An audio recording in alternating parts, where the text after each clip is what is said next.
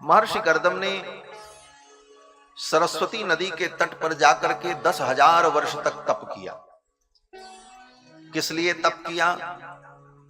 इसलिए तप किया कि भगवान हमारे ऊपर प्रसन्न हो जाएं, तो मैं भगवान से अपने मन के अनुकूल वरदान प्राप्त कर लूं। प्रजा सृजेति भगवान ब्रह्मणो कर्दमोदितः सरस्वत्यां तपस्तेपे सहस्राणाम समादश। सरस्वती नदी के तट पर जाकर के 10,000 वर्ष तक महर्षि कर्दम ने तप किया। उनकी तपस्या से भगवान प्रसन्न हुए और भगवान प्रकट हो गए। शंख चक्र गदा पद्म धारण किए हुए पीतांबर बरमाला विभूषित भगवान नारायण महर्षि कर्दम के सामने जब प्रकट हुए तो महर्षि कर्दम ने भगवान की स्तुति की। स्तुति करते हुए महर्षि कर्दम ने कहा कि प्रभो, मैंने जो तपस्या की है ये सकारण तपस्या है, किसी कारण से हमने तपस्या की है, हमारी कामना को आप पूर्ण करें। स्तुति करते हुए ही महर्षि कर्दम ने भगवान से कहा कि तथा सचाहम परिवोढु कामः समानशीलां गृहमेधधेनुं। हे भगवान, मैं विवाह करना चाहता हूं, आप मेरा विवाह करवा दो और ऐसी स्त्री से हमारा विवाह कराओ कि समानशीलां, जो मेरे समान गुणधर्म वाली हो, गृहमेधधेनुं, हमारे गृहस्थ धर्म का पालन करने के लिए जो कामधेनु के समान हो। गृहस्थ जीवन में रहकर हम जिन जिन धर्मों का पालन करें उन धर्मों में मेरी वो सहयोगिनी बने, ऐसी पत्नी मुझे प्राप्त हो, ऐसी आप कृपा करो, यही हमारी इच्छा है। गृहस्थ जीवन में प्रवेश करने के लिए महर्षि कर्दम ने 10,000 वर्ष तप किया और तब गृहस्थ जीवन में प्रवेश किया। इसका मतलब यही है कि गृहस्थ जीवन में प्रवेश करने के पहले जिसके जीवन में तपस्या होगी उसका गृहस्थ जीवन पवित्र और मंगलमय हो, और गृहस्थ जीवन में प्रवेश करने के पहले ही जो संसार के समस्त सुख भोगादि को भोग चुका होगा वह व्यक्ति गृहस्थ जीवन में प्रवेश करके और भी नरकमय जीवन व्यतीत करेगा, उसके जीवन में कोई पवित्रता और उन्नति नहीं होगी। इसलिए गृहस्थ जीवन में प्रवेश करने के पहले जीवन में तप करना चाहिए। इसीलिए शास्त्र कहता है कि गृहस्थ जीवन में जाने के पहले जो अवस्था है उस अवस्था का नाम है ब्रह्मचर्य अवस्था। यह एक आश्रम है। गृहस्थ आश्रम में जाने के पहले जो आश्रम है उस आश्रम का नाम ब्रह्मचर्य आश्रम। 25 वर्ष तक ब्रह्मचर्य आश्रम में रहकर व्रत और नियम का पालन करते हुए, ब्रह्मचर्य व्रत का पालन करते हुए, वेद शास्त्र का, धर्म शास्त्र का अध्ययन करके जीवन के रहस्यों को व्यक्ति जब जान लेता है, तब जब गृहस्थ जीवन में प्रवेश करता है तो उसका गृहस्थ जीवन परम पवित्र और धर्ममय होता है। इसीलिए जन्म लेने के बाद बालक जब बड़ा होता है तो उसका यज्ञोपवीत संस्कार करके गुरुकुल में भेजकर तपस्वी महात्माओं के बीच में रहकर उसे ज्ञानार्जन करने की विधि बताई जाती है, और तपस्या करके ज्ञानार्जन करके गुरु की सेवा करके जब वो लौट करके आता है तब गृहस्थ जीवन में प्रवेश करता है। तब उसका गृहस्थ जीवन पवित्र और मंगलमय होता है। प्रथम अवस्था में वो विद्या का अर्जन करे, और एक क्रम है, प्रथम अवस्था में विद्या का अर्जन करना चाहिए, दूसरी अवस्था में धनार्जन करना चाहिए, और तीसरी अवस्था में धर्मार्जन करना चाहिए। इस क्रम से व्यक्ति ने अपने जीवन में काम नहीं किया तो उसका कोई भी काम सफल नहीं होगा। शास्त्र कहता है कि प्रथमेनार्जिता विद्या, जिसने प्रथम अवस्था में विद्यार्जन नहीं किया, द्वितीयेनार्जितम धनम, द्वितीय अवस्था में जिसने धनार्जन नहीं किया, तृतीयेन तपस्तप्तम, और तीसरी अवस्था में जिसने तपस्या नहीं की तो चतुर्थे किम करिष्यति, वो चौथी अवस्था में क्या करेगा, अर्थात कुछ नहीं करेगा, वो किसी काम लायक नहीं रहेगा। चौथी अवस्था आने पर तो केवल अपने जीवन का रोना ही रोता रहेगा, उसके जीवन में कुछ होने वाला नहीं। तो गृहस्थ जीवन में प्रवेश करने के पहले हमारा जीवन पवित्र और तपमय हो, तब जब हम गृहस्थ जीवन में जाते हैं तो गृहस्थ जीवन सुमंगल होता है। ऐसे गृहस्थ के घर में भगवान और भगवान के भक्तों का अवतार होता है। भगवान कहां अवतार लेते हैं? किसी सन्यासी के घर थोड़ी अवतार लेते हैं, किसी ब्रह्मचारी के घर भगवान का अवतार थोड़ी होता है। भगवान कहीं आकाश से थोड़ी टपकते हैं, भगवान भी किसी गृहस्थ के घर ही पैदा होते हैं। भगवान श्री राम कहां पैदा हुए? श्री दशरथ जी महाराज के घर में, ऐसे महान गृहस्थ के घर में प्रकट हुए। कृष्ण भगवान कहां प्रकट हुए? बोले वसुदेव जी महाराज के। तो भगवान जब भी प्रकट होंगे तो किसी गृहस्थ के घर में ही प्रकट होंगे। और भगवान के बड़े बड़े भक्त, महान भक्त, शंकराचार्य, रामानुजाचार्य, रामानंदाचार्य, सुखदेव भगवान, वेदव्यास जैसे महापुरुष कहां प्रकट होंगे? बोले किसी गृहस्थ के घर में ही प्रकट होंगे।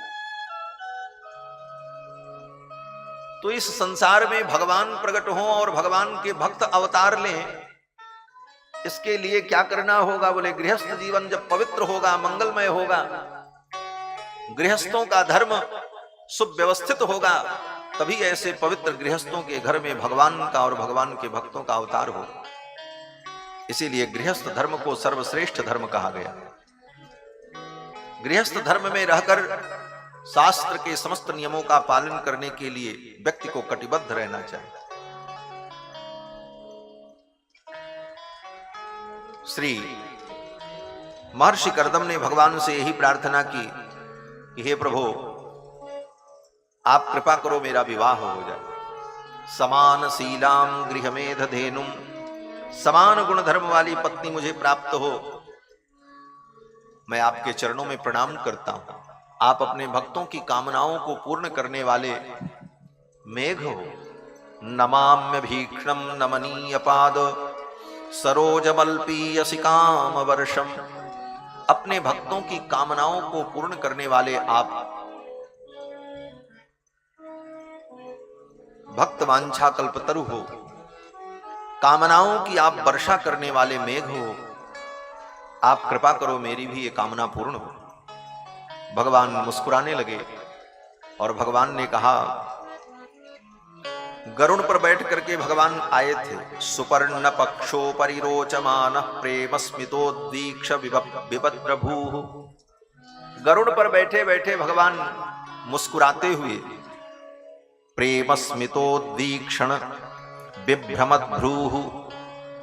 स्मित, स्मित माने थोड़ी मुस्कुराहट, थोड़ा मुस्कुराते हुए अपने भू, अपने नेत्रों के कटाक्ष से श्री महर्षि कर्दम को देखते हुए भगवान नारायण ने कहा कि विदित्वा तव चैत्यम में पुरैव समयोजित। आपके चित्त के भाव को मैंने पहले ही जान लिया, आप क्या चाहते हैं। विदित्वा तव चैत्यम में पुरैव समयोजित, और पहले ही मैंने इसकी योजना बना दी थी। महर्षि कर्दम ने कहा, क्या योजना बनाई? भगवान ने कहा, आप यहीं अपनी कुटिया में बैठ करके भजन करो।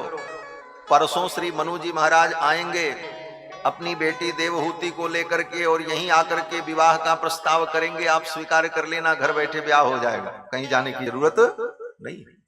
आयास्यति दिक्षुस्त्वाम परश्वो धर्म कोविदः। तब बोले परसों, बस एक दिन की आप प्रतीक्षा करो। आयास्यति दिक्षुस्त्वाम परश्वो धर्म कोविदः। परसों श्री मनु जी महाराज अपनी बेटी देवहूति को लेकर के आएंगे और विवाह का प्रस्ताव करेंगे, आप स्वीकार कर लेंगे। और विवाह करने के बाद आपको 9 कन्याओं की प्राप्ति होगी, 9 बेटियां उत्पन्न होंगी। 9 बेटियों के बाद पुत्र की प्राप्ति होगी, और वो पुत्र कोई और नहीं होगा, मैं ही आपका पुत्र बन करके आऊंगा। तव क्षेत्रे देवहूत्याम प्रणयिष्ये तत्व संहिताम।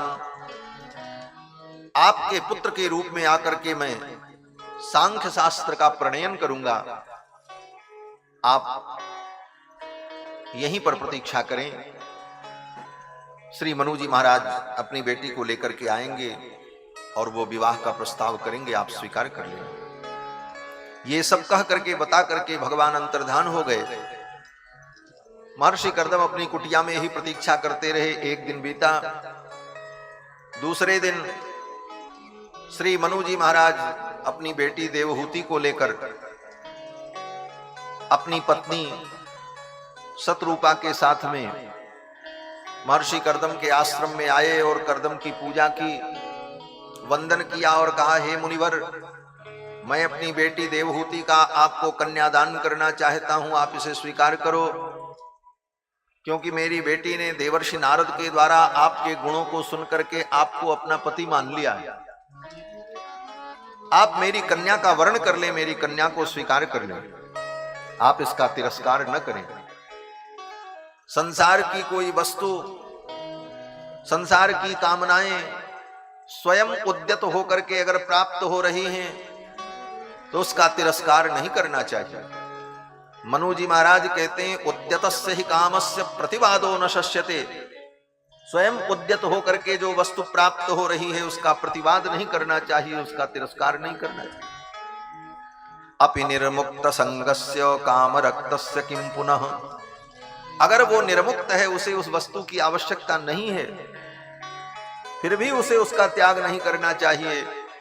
काम रक्तस्य किम पुनः, और उसके अंदर उस वस्तु की कामना पहले से ही विद्यमान है, तो फिर क्या बात है, फिर तो उसके अनुकूल ही कार्य हो रहा है। ये सब बातें कह करके मनु जी महाराज ने कर्दम महर्षि को आश्वस्त किया और अपनी बेटी देवहूति का कन्यादान कर दिया। कन्यादान स्वीकार करके महर्षि कर्दम ने देवहूति के साथ पाणी ग्रहण किया, विवाह किया।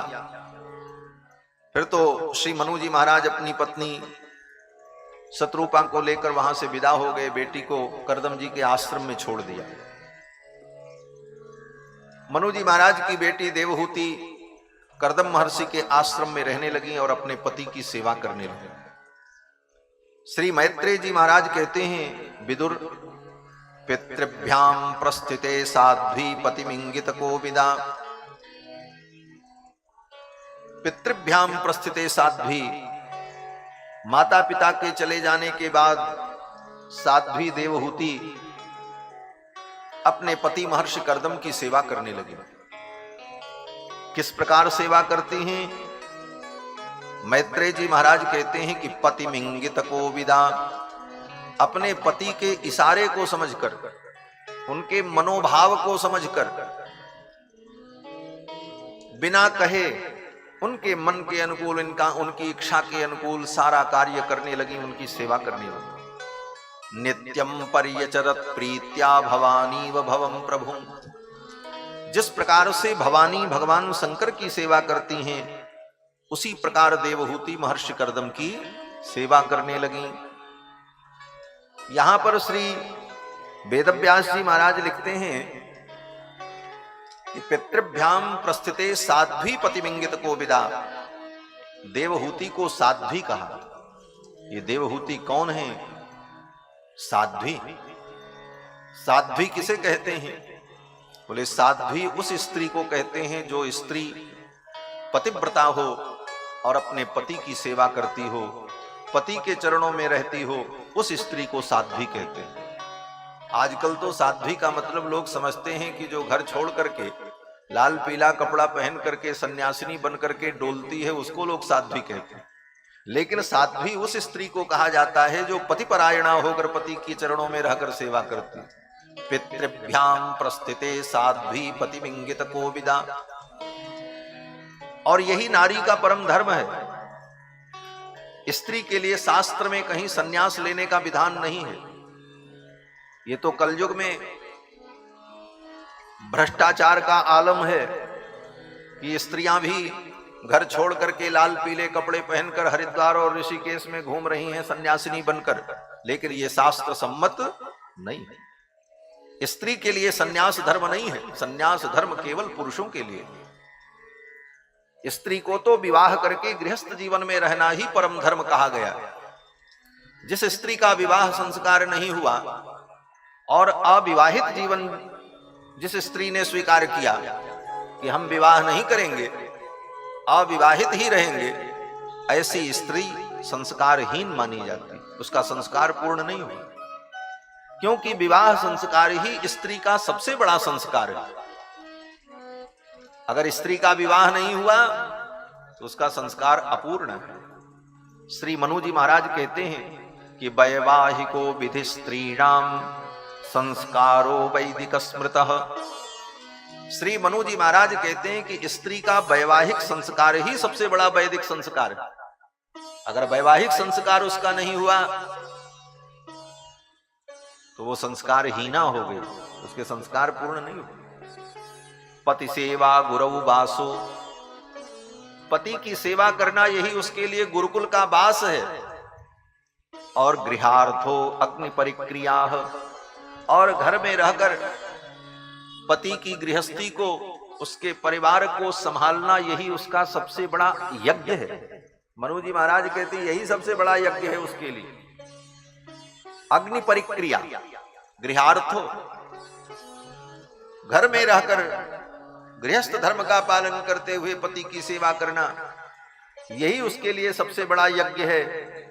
इसके अतिरिक्त स्त्री के लिए न अलग से किसी यज्ञ का विधान है, न किसी तपस्या का विधान है। आगे श्री मनु जी महाराज कहते हैं कि नास्ति स्त्रीणाम पृथक यज्ञो, स्त्री के लिए अलग से किसी यज्ञ का विधान नहीं है। पति यज्ञ करे तो उसी के साथ वो भी बगल में बैठ जाए, सब पुण्य उसको मिल जाएगा, अलग से कुछ करने की जरूरत। नास्ति स्त्रीणाम पृथक यज्ञो न व्रतम, स्त्री के लिए अलग से कोई व्रत भी नहीं है। हाँ, उसका तो एक ही व्रत है। बोले कौन सा व्रत? बोले जिसका नाम है पातिव व्रत। उस व्रत का ही वो पालन करे, उससे बड़ा कोई व्रत ही नहीं है उसकी। ये सब मनु जी के वाक्य है। हमारा महान धर्मशास्त्र मनुस्मृति, जिस मनुस्मृति के आधार पर ही सनातन धर्म के सारे निर्णय लिए जाते हैं, वे श्री मनु जी महाराज कह रहे हैं कि नास्ति स्त्रीणाम पृथक यज्ञो, स्त्री के लिए पृथक कोई यज्ञ नहीं है।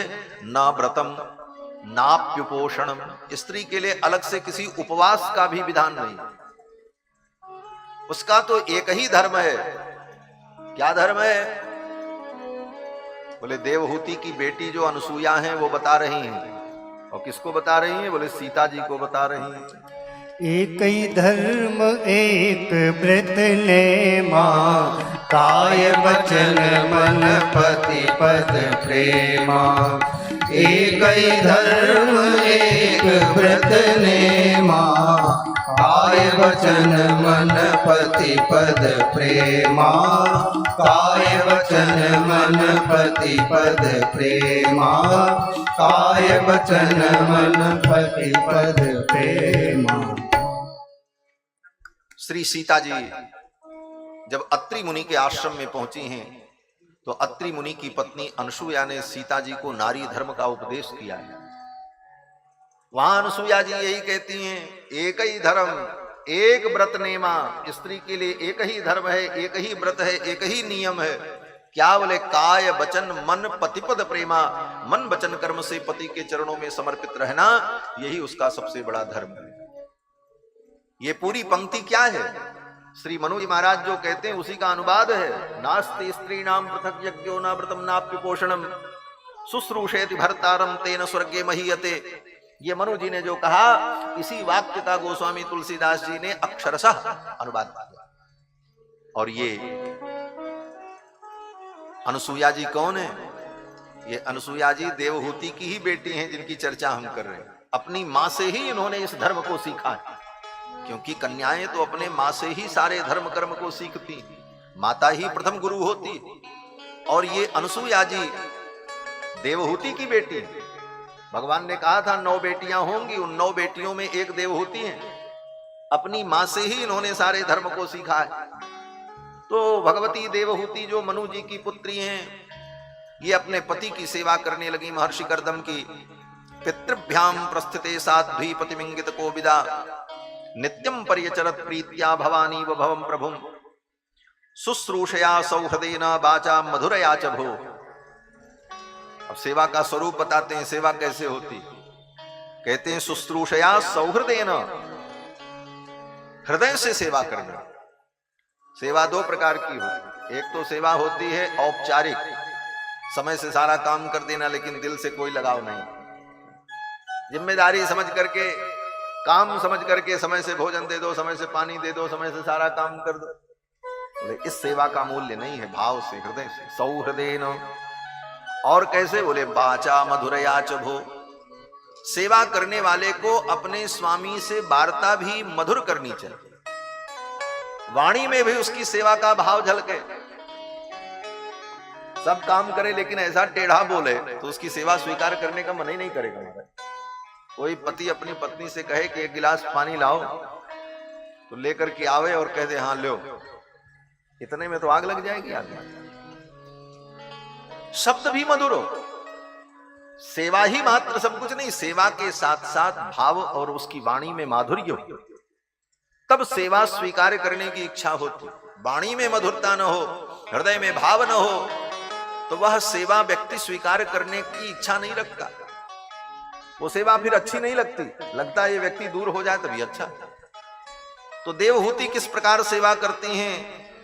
मैत्रेय जी कहते हैं शुश्रूषया सौहृदेन वाचा मधुरया च भो वृषज्य दंभम वृषज्य कामम दंभम च द्वेषम लोभमघम मदम।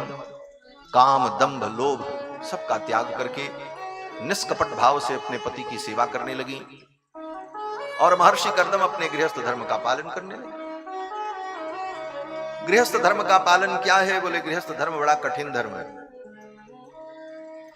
गृहस्थ होना सरल है लेकिन गृहस्थ धर्म का पालन करना बड़ा कठिन है। गृहस्थ होने में तो क्या लगता है, घोड़ा पर बैठ के जाओ, बैंड बाजा बजे, ब्याह कर लो, चले आओ, हो गए गृहस्थ। इतना ही से कोई गृहस्थ नहीं होता। गृहस्थ होने का मतलब है कि शास्त्र में विवाह के पश्चात जिन जिन धर्मों के पालन के लिए निर्देश किया गया, उन सारे धर्मों का हम अपने जीवन में पालन करें। औपासन होम करें, पंच महायज्ञ करें, अग्निहोत्र करें, दर्श पूर्णमास याग करें, पिंड पितृ यज्ञ करें, आग्रायण करें, चातुर्मास्य करें, निरूढ़ पशुबंध करें और जीवन में संभव हो तो सोमयाग करें। इस प्रकार से इन सारे वैदिक धर्मों का पालन करना गृहस्थ का धर्म है।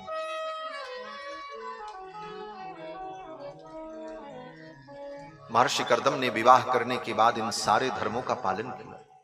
नित्य प्रति यज्ञ करते, हवन करते, तर्पण करते, सारे विधि विधानों का पालन करते और अपने उस गृहस्थ धर्म के पालन में ही महर्षि कर्दम लगे रहते थे। फुर्सत ही नहीं मिलती थी, सवेरे से शाम तक सारे नियमों का पालन।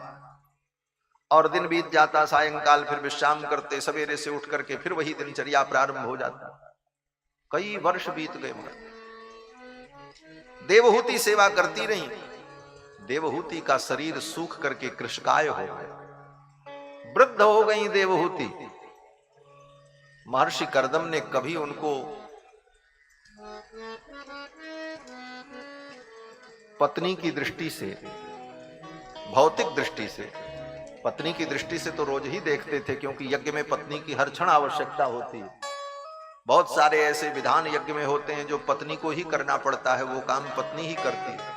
तो उन कार्यों के लिए वो बगल में रहती थी देवहूति, लेकिन कभी भी देवहूति को काम और वासना की दृष्टि से महर्षि कर्दम ने नहीं देखा। एक धर्म में सहयोगिनी मेरे साथ है, बस इसी प्रकार से धर्म का कार्य करते रहे, जीवन चलता रहा। और अवस्था, बोले देवहूति की अवस्था वृद्धावस्था आ गई। एक दिन महर्षि कर्दम ने देवहूति को देखा और कहा, देवी आपने मेरी बहुत सेवा की। तुष्टोऽहमद्य तव मानविमानदायाः शुश्रूषया परमया परया च भक्त्या।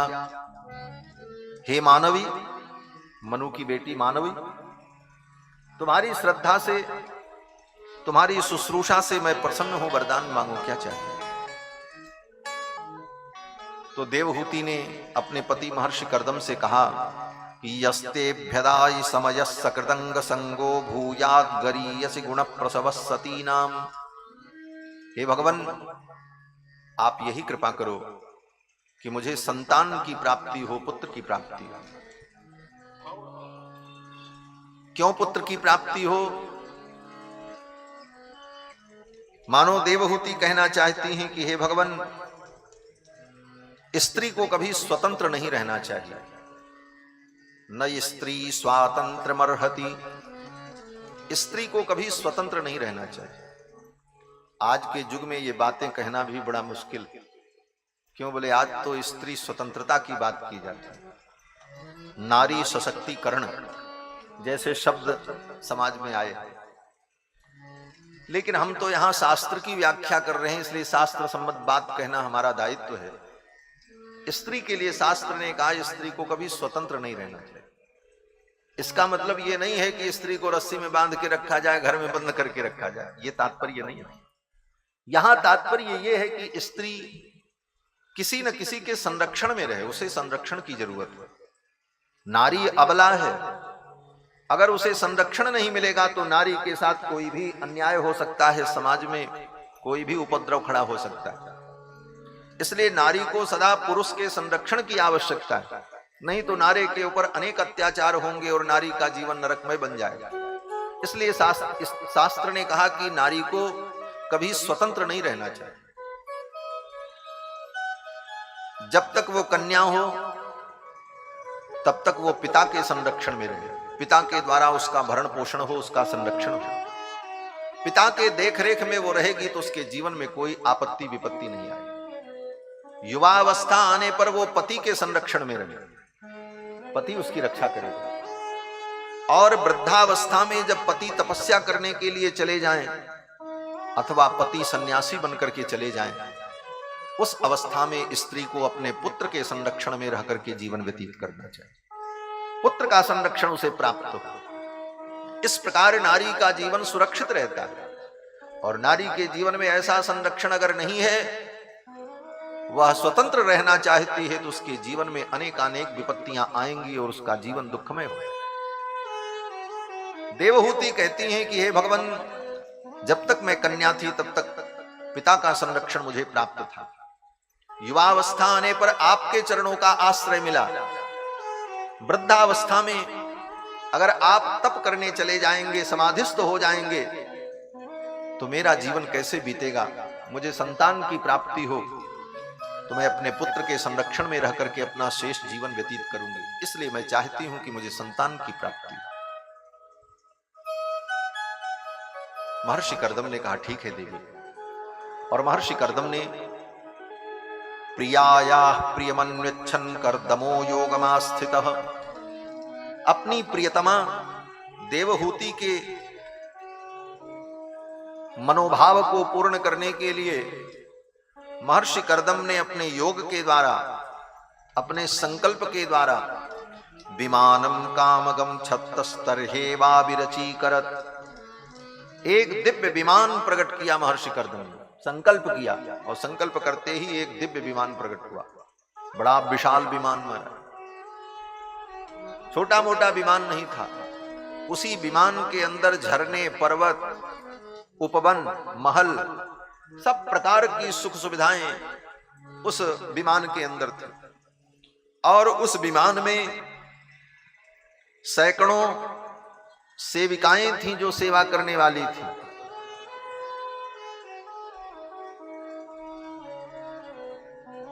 परिचारिकाएं थीं सेवा करने वाली विमान में, और एक दो नहीं थी, सैकड़ों थी। आज जो कुछ सृष्टि में हो रहा कुछ नया नहीं, सब पुराना ही है। आज भी विमान में एयर होस्टेस होती, पहले भी होती। भागवत में लिखा 5000 वर्ष पहले वेदव्यासी महाराज ने लिखा कि उस विमान में एक दो नहीं सैकड़ों परिचारिकाएं थी सेवा करने वाली। और उन परिचारिकाओं ने महर्षि कर्दम को और देवहूति को बिंदु सरोवर में स्नान कराया। बिंदु सरोवर में स्नान करते ही देवहूति का शरीर दिव्य हो गया। वो 18 वर्ष की युवती हो गई और महर्षि कर्दम 24 वर्ष के कुमार हो गए। और फिर उन परिचारिकाओं ने विविध प्रकार से उनका श्रृंगार किया, अनेक प्रकार के सुंदर सुंदर सुस्वादु व्यंजन भोजन कराए, और भोजन कराने के बाद, श्रृंगार करने के बाद गीत संगीत के द्वारा उनका मनोरंजन किया।